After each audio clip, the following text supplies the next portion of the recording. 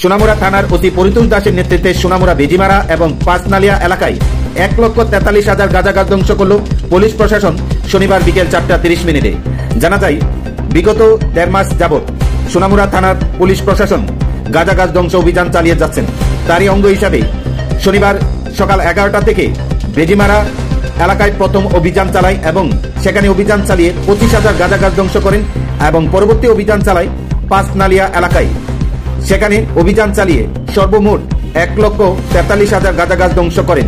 এদিনে উপস্থিত ছিলেন সোনামুড়া থানার OC Paritosh Das, CRPF, TSR জওয়ান এবং সোনামুড়া থানার পুলিশ। আগামী দিনেও সোনামুড়া থানা পুলিশ প্রশাসনের এই অভিযান জারি থাকবে। জানা যায়, সোনামুড়া মহকুমা এলাকা জুড়ে প্রায় 70% উপরও গাঁজা গাছ ধ্বংস করেছেন বলে জানান সোনামুড়া থানার ওসি পরিতোষ দাস। অন্যদিকে পুলিশ প্রশাসনের এই গাঁজা গাছ ধ্বংস অভিযান দূর থেকে রক্তচক্ষে তাকিয়ে থাকেন গাঁজা কারবারিরা।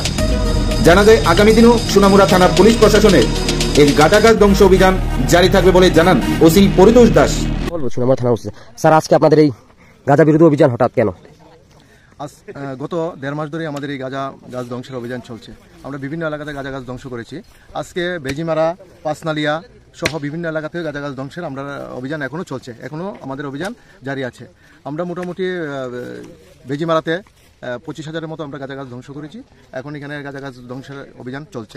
আগামী দিনেও আমাদের এই অভিযান চলবে। একটা জিনিস লক্ষ্য করলাম যে সবজি ক্ষেতগুলোতে এখন গাঁজা চাষ হচ্ছে, ওই জিনিসটা কতটুকু প্রভাব ফেলবে সবজির ক্ষেত্রে? অ্যাকচুয়ালি তো তারা তো আগে থেকে এই ধরনের গাঁজা চাষ করে আসছে।